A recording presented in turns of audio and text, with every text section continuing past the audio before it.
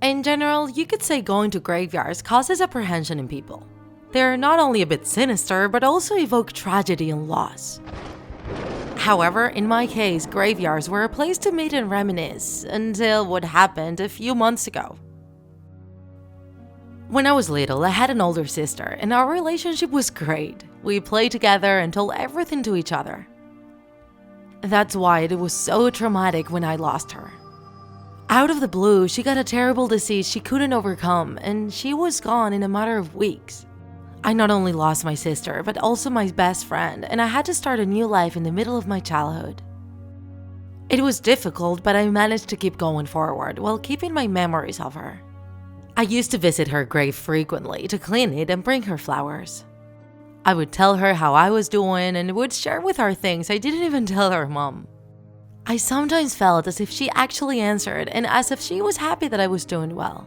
As I grew older, I made new friends and I stopped visiting my sister as often. I didn't forget about her, but maybe I just stopped needing to visit her. I would just remember her every now and then with a smile, or I might feel her presence during important moments of my life. In the latest years, I would only visit her on the Day of the Dead, since it's a tradition. Time passed, I graduated, and I went to university where I met the love of my life. One of the reasons why I chose him is because his character is pretty similar to my sister's. If she were alive, they would both get along pretty well. We're very happy together, and a few months ago, I got pregnant by him. He took very good care of me and really pampered me. And for the rest of things, I still had my mom, who got very worried once I told her I would go visit my sister like I do every year. I didn't know, but there is a superstition that says that pregnant women should never step into a cemetery. If they do, the baby can get what's known as the cold of the dead. When the woman has close contact with dead people, an extreme cold sticks with her, which is very difficult to remove, even if she puts warm clothes on. And that cold can harm the fetus. I didn't believe in any of that, of course, and nobody was going to stop me from visiting my dear sister.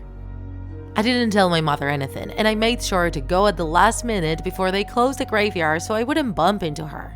And I sat there for a good while I told my sister how I was so eagerly waiting to have my first child.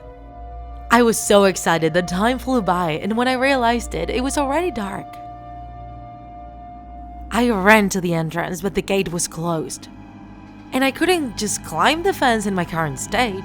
So I walked around trying to find a guard while the place was becoming more sinister and I was becoming more nervous. I started to feel very unwell. I felt a cold that penetrated even my bones, even though I was wearing warm clothes. I was starting to feel pretty weak and my head was spinning. I had to grab onto a gravestone for support. I couldn't stay on my feet. My God, was the whole Call of the Dead really true? I had to get out of there. I tried to make an effort again, but I ended up losing consciousness. The last thing I remember was a light coming closer to me, talking in my sister's voice. "Don't you worry, I will help you." A few hours later, I was on a hospital bed, completely dumbfounded. The doctor explained to me that I shouldn't have gone to the graveyard in my state, but not because of the superstition, but because of the withered flowers and the humidity on the graves, which attracted many mosquitoes there. Turns out, one of them stung me, and I contracted a strange infection that produced sudden hypothermia in me. It could have been fatal for my pregnancy, but fortunately, the guard found me on time and took me to the hospital. He said he found me thanks to the light I had on me, although I don't remember using my phone's flashlight at any moment. I want to think it was something else, someone else, protecting me and my baby. Thank you, dear sister. If you enjoyed this video, don't forget to like it, and if you want to see more Draw My Life videos, subscribe to our channel. See you in the next episode!